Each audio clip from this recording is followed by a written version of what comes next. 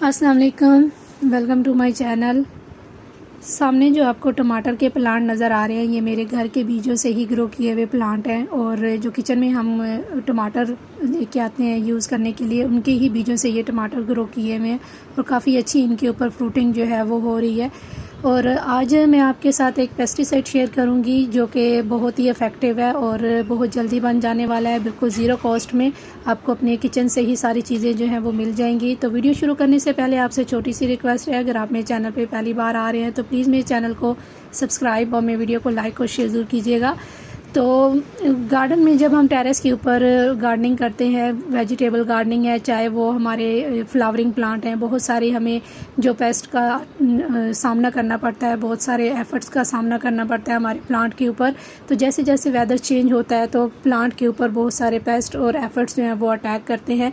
तो उसके लिए मैं आज आपके साथ पेस्टिसाइड शेयर करूँगी। बिल्कुल ऑर्गेनिक बनने वाला है और कोई भी आपको मेहनत नहीं लगती, ज़ीरो कॉस्ट में बन जाने वाला है। तो स्पेशली हमारे टमाटर के प्लांट के ऊपर और चिली प्लांट और जो ब्रिंजल के प्लांट हैं, इनके ऊपर बहुत ज़्यादा जो है एफर्ट्स का अटैक होता है, मिली बग्स का अटैक होता है, जिस वजह से हमारे प्लांट की ग्रोथ जो है वो अच्छी नहीं होती। तो यहाँ पे जो पेस्टिसाइड मैंने बनाया है, ये मैंने किचन से ही चीज़ें ली हैं, जिसमें मैंने 3 से 4 जवे लहसुन के डाले हैं और 3 से 4 जो ग्रीन चिली है तीखी वाली, वो मैंने डाली हैं। काफ़ी तीखी जो ग्रीन चिली होती है वो मैंने इनका पेस्ट बना के पानी में इसको एक रात के लिए छोड़ दिया है। और अब मैंने इसमें जो है, जब मैं इसको बनाने लगी हूँ, प्लांट के ऊपर स्प्रे करने लगी हूँ, तो इसमें मैंने हाफ़ टेबल स्पून जो है बेकिंग सोडा, जो खाने वाला सोडा होता है, वो डाला है।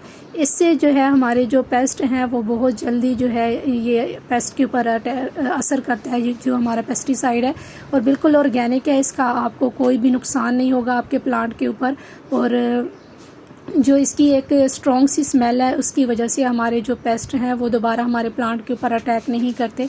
तो अगर आपके प्लांट के ऊपर पेस्ट का अटैक नहीं भी है तो आप हफ्ते में 2 दफ़ा, 1 से 2 दफ़ा जो है कोई ना कोई पेस्टिसाइड का स्प्रे ज़रूर कीजिए, ताकि आपके प्लांट के ऊपर जो है पेस्ट का अटैक हो ही ना हो, कोई भी बीमारी आपके प्लांट को ना लगे। तो स्पेशली हमारे जो प्लांट होते हैं, इनकी पत्तियों के नीचे जो है वो पेस्ट का अटैक बहुत ज़्यादा रहता है, नीचे छुपे रहते हैं। तो अपने प्लांट की पत्तियों के ऊपर नीचे अच्छे से आप स्प्रे कीजिए। और ये अप्लाई आपने या तो अर्ली मॉर्निंग में करना है या फिर आपने इवनिंग में करना है, ताकि जो हमने पेस्टिसाइड यूज़ किया है इसका असर जो है वो थोड़ी ज़्यादा देर तक रहे हमारे प्लांट के ऊपर और जो पेस्ट हैं दोबारा से एक्टिव ना हो। तो इससे आपको जो है 70% तक का जो रिज़ल्ट है फर्स्ट अप्लाई में आपको मिल जाएगा। आपके पेस्ट जो है वो दोबारा से एक्टिव नहीं होंगे।